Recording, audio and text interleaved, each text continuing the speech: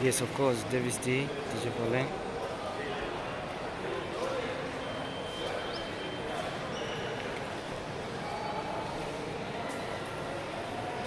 Sean Boy.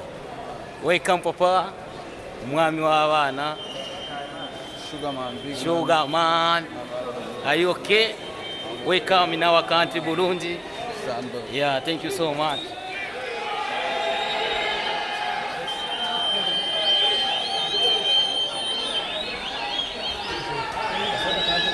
Eso.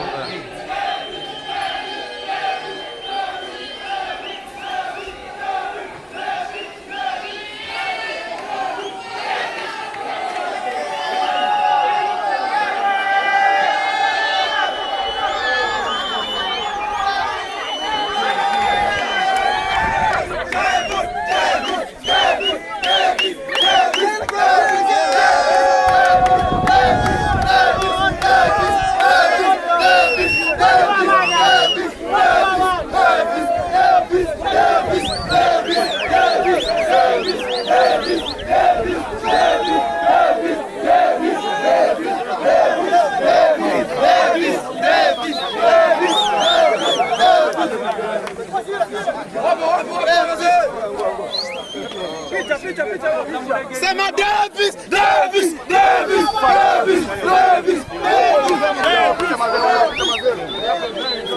Sean Boy, Sean Boy.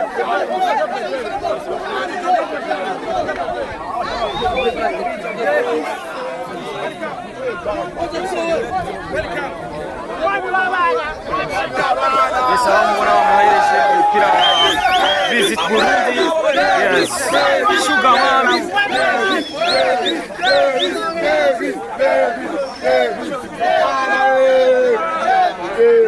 What's that money?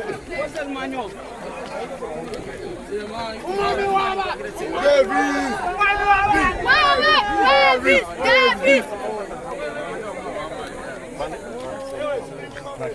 Il faut tout le monde venir. Davis, mais c'est là ça.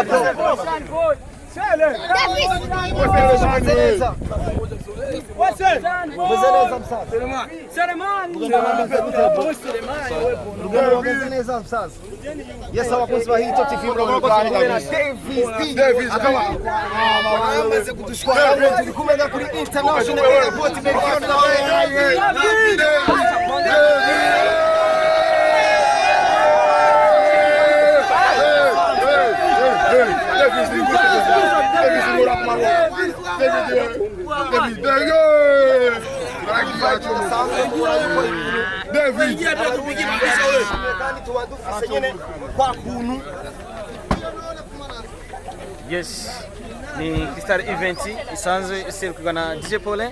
Mwamubonye ko ariko aturangiriza umwaka neza cyane, ni ibintu bimeze fresh. DJ Paulin, Star Event.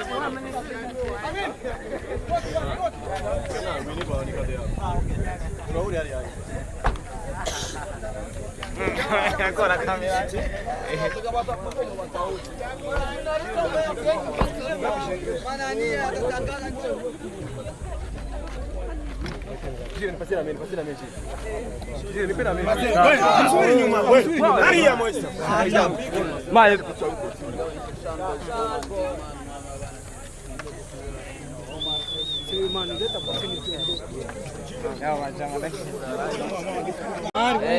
Nishimye cyane abantu banyakiriye n'abafana banjye bo ku mutima byanshimishije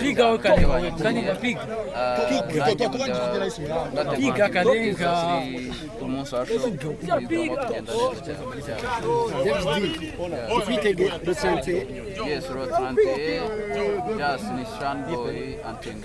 Yo, karibu sana. No musi uji nyuma yo gushira ahagaragara indirimbo mwakoranye na Big Farious. Ni cyahe uje na cyane ku ndirimbo wakoze, ni cyahe uje kwereka abarundi. No musi washimye gukora indirimbo na Big Farious for the first time. Ni cyahe ikintu uje kugaragariza abarundi muri rusange? So no kuvuga Big Fizzo ni inshuti yanjye cyane. Ni grand frère wanjye. Rero ni umuntu twakunze gukominika cyane mu muziki so aka kanya rero indirimbo twateguye kare twasituye mbere so ariko twitamo kwicropinga nanjye nzaba nje kwakirwa iwe so kuko nanjye umunsi yaje wanjye turamwakira iwacu mu Rwanda so nubwo buryo twakoranyamo indirimbo kandi yanagenze neza cyane mwayumvishije n'indirimbo imeze neza nani Sugar Mami kuno munsi uraje muri concert uvuga muzo muri kumwe n'undi munyarwanda mwene wanyu ari we Juno Kizigenza ashitse ku munsi weje muzokorana hamwe cyangwa umwe wese azokora atapara avuga ati jewe ndikorana ariko nk'abanyarwanda tuzokorera hamwe kugira turyohera abarundi ntago ari ukuvuga nk'abanyarwanda gusa n'abarundi harimo Dramati harimo Calvin so abo bose n'abahanzi tuzakorana hamwe tuzahuriza hamwe gushimisha abakunzi bacu so ariko buri wese ku giti kiwe azagira uruhare rumwe gushimisha abakunzi ku nshuro ya mbere uzanyoye hano mu gihugu cy'u Burundi na DJ Paulin novuga yuko waravyifuje kuva kera nindo twarufise kuza mu gihugu cy'u Burundi ku nshuro ya mbere DJ Paulin asanzwe arongoye Crystal Event arakuzanye mu gihugu cy'u Burundi nibaze ko ari contrat mwasinyanye hagati nawe muri kumwe nibaze ko byagenze neza kandi n'ivyo tuzanye mu gihugu cy'u Burundi nibaze yuko ari ibintu bizoryohera abarundi muri rusange ni ibintu bizaryohera abarundi so twakoranye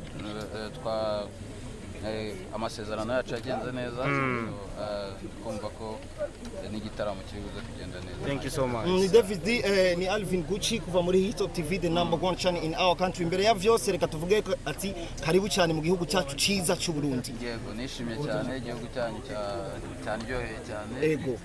Nishimiye kubona uburyo hasa ikirere uburyo harambitse nabikunze cyane. Okay, ni Davis D aho mu myaka heze bakoranye na Sadbi igikorwa cyakunzwe cyane. Mbe tuvuge yuko turekanye n'iki giteramo Davis D hari ayandi madiri peut-être ashobora kuzokora urekanye n'icyo giteramo. Yes, of course, hari indirimbo nakoranye na Big Fizzo.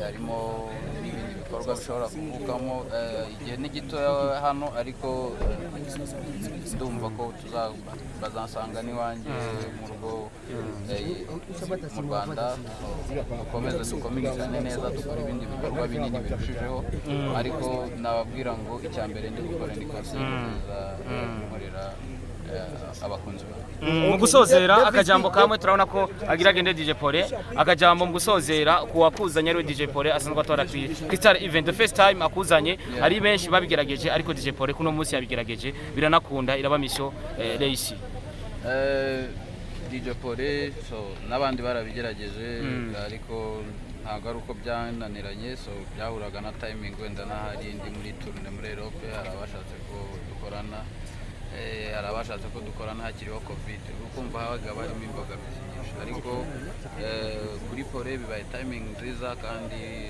navuga ko umuntu ufite uburambe gutegura ibitaramo ufite save nziza mu gutegura ibitaramo so byiza gukora ugiye kujya kuri stage iyo stage hazuba harimo abana b'igihugu basanzwe banabikora neza cyane mbe Davis D ako yitegurira gute iki giteramo mbe nirihe banga Davis D we akoresha ko tubona ati brandinga cyane ariko izina giwe twaguma turyumva